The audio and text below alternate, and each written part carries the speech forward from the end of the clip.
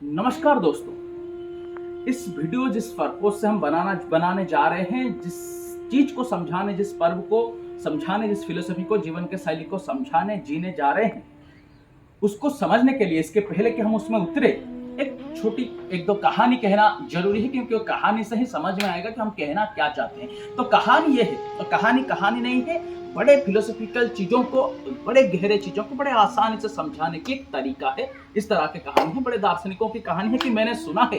एक घटना ये है कि एक मरीज एक बार एक डॉक्टर के पास जाता है और उसे कहता है कि मैं बड़े डिप्रेशन से, एंजाइटी से, चिंता से, परेशानियों से भरा हूँ, बड़ी तड़प है अंदर से, बड़ी पीड़ा है, जीवन में दुख ही दुख है, शांति, हंसी खुशी जैसे खो ही गई।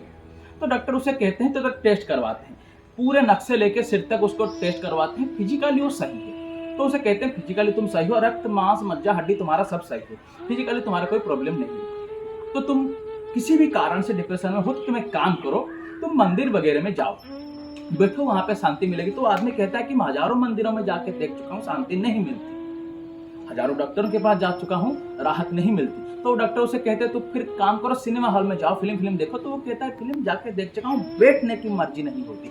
जिसके जीवन में दौर आता है उसको पता होता है, सभी के जीवन में कभी ना कभी आता है। तो उसके बाद वो कहते हैं कि तुम एक काम करो, तुम आउटिंग में चले जाओ, घूमो जाके कहीं पे। तो वो कहता है नहीं घूम के देख चुका हूँ, मर्जी नहीं है, क्या करूँ। तो उसे डॉक्टर कहते हैं तो फिर तुम एक काम करो, ये 100% सोल्यूशन है।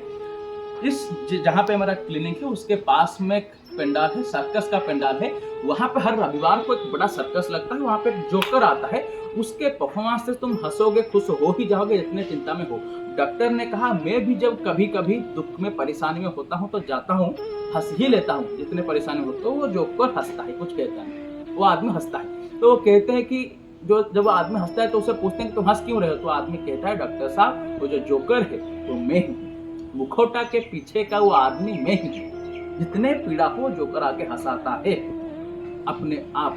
तो ये कहानी हम क्यों कहते हैं, और एक कहानी से समझ में आएगा, दूसरी कहानी, और फिर उसके बाद उसके सलूशन में, उस पर्व को जीने में हम उतरेंगे। तो एक बार क्या होता है कि जंगल के अंदर, कहानी को जरा अच्छे से सुनिएगा, जंगल के अंदर एक छोटा सा घर है, मिट्टी का छोटा सा घर है, छप्पर का घर है, बड़ा घर नहीं है।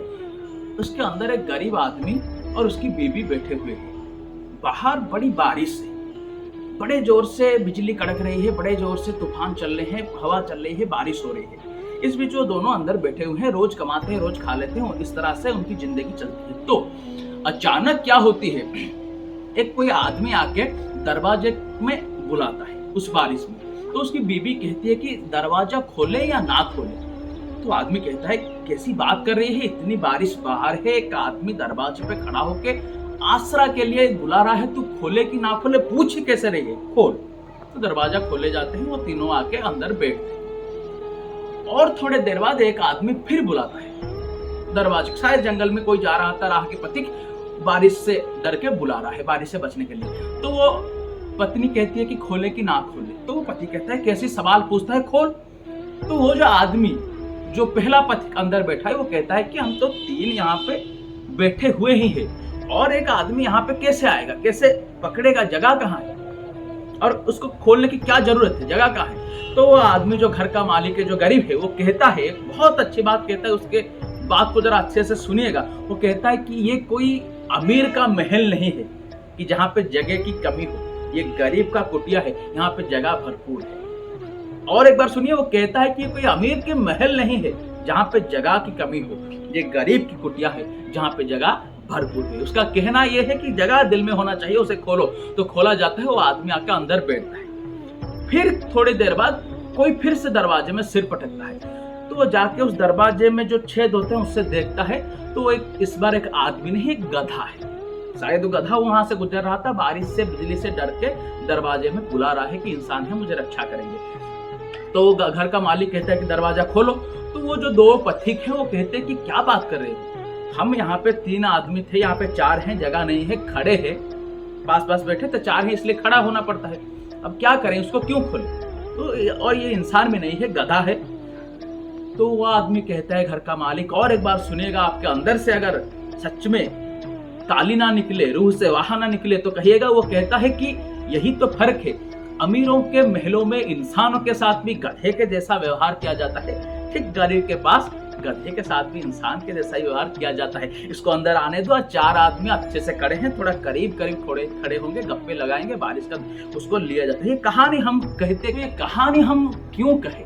ये 2 कहानी कहने के पीछे कारण यही है कि जिस फेस्टिवल के बारे में हम कहने जा रहे हैं, या उसको दिखाना जा रहे हैं, या इसकी शुरुआती पर्याय में अब हम हैं, वो फेस्टिवल एक रहस्यमय फेस्टिवल है, सीक्रेट फेस्टिवल है।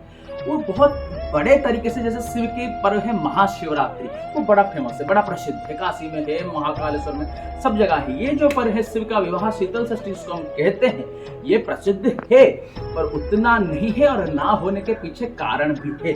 क्योंकि इसको चुने लोग जानते हैं और आके पहुंच के उसको इसके मजा लेते हैं। और जो पर्व है ये यूएसए में उड़ाए जाने वाले पैसों के ढेर जैसे आनंद वाला नहीं, ये इंग्लैंड में उड़ाए जाने वाले मस्ती बार वाला आनंद नहीं। मैं नहीं कहता हूँ कि वो आनंद बुरा है, आनंद उसके जगह पे सही है, पर ये उस बारिश के मौसम में उस कुटिया के अंदर अपने मान के सबको बैठ के ठंडे ठंडे शीतल छांव में जो गप्पे लड़ा रहे थे, उस तरह का जो आनंद वो पा रहे होंगे, उस तरह का आनंद, उस तरह का माहौल, उस तरह का महक जो आया है वो छोड़ के ना जा पाया है यहाँ से। ये इस तरह का पर्व है, पूरी के अंदर सभी गांवों के अंदर, सभी शासनों के अंदर लगभग ये मनाया जाता है, और बड़े आडंबर से, बड़े अच्छे से, बड़े गुप्त तरीके से, गुप्त विधान, उसके पीछे बड़े वैज्ञानिक कारण है, बड़े रहस्य हैं, बड़े आध्यात्मिक कारण है। उस माहौल में आके अगर आप रहिएगा, सिर्फ जैसे हमने पहली कहानी में कहा कि उसके अंदर जो इसको मनाता है, जो उसके पुजारी हैं, जिसके सेवायत हैं, जो इसके समझने वाले, उसको चलाने वाले लोग हैं, ऐसा नहीं है कि हमेशा वो खुशी होते हैं। उनके जीवन में भी बड़े दुख होते हैं, बड़े डिप्रेशन होते हैं, बड़े चिंताएं होते हैं, बड़े उतार की स्थिति होती है। फिर भी जब ये पर्व आता है तो सबको पीछे छोड़, जैसे जोकर हंसाने जाता है, उस सबको नीचे दबा के, उस दुख को, पीड़ा को, सबको, गरीबी को नीचे दबा के वो आते हैं, उस पर्व को चलाते हैं, बड़े आडंबर से चलाते हैं। उस पर्व के क्षण में सब कुछ भूल जाते हैं, जैसे उसी तरह से वो आनंद को पाते हैं। यहाँ पे सभियों के साथ एक जैसा व्यवहार होता है। इसको आके इस शिव की नगरी को, इस शिव की पर्व को, शिव की फिलोसफी को जरा देखिए। सिर्फ यहाँ पे कुछ करना नहीं है, वो 3 दिन के पर्व, आप यहाँ पे सिर्फ रहिए, उस माहौल के साथ जुड़िए, बहिए। आपको ध्यान का चरम अनुभव, आध्यात्म का, मेडिटेशन का, ध्यान का अनुभव ना हुआ तो अंदर से कहिएगा, ये होगा। इस चैनल में आगे पूरी में किस तरह से हर जगह में इसको मनाया जाता है, इसके पीछे क्या वैज्ञानिक कारण है, क्या फिलोसॉफिकल कारण है, क्या कज है, जीवन को कैसे समझाने की कोशिश है, जीवन जीने की शैली को समझाने की कोशिश है, इस सब को पर्व के साथ, सब विधियों के साथ, सब ट्रेडिशन के साथ समझाने की, बुझाने की, जीने की कोशिश करेंगे। हमारे साथ आइएगा। नमस्कार।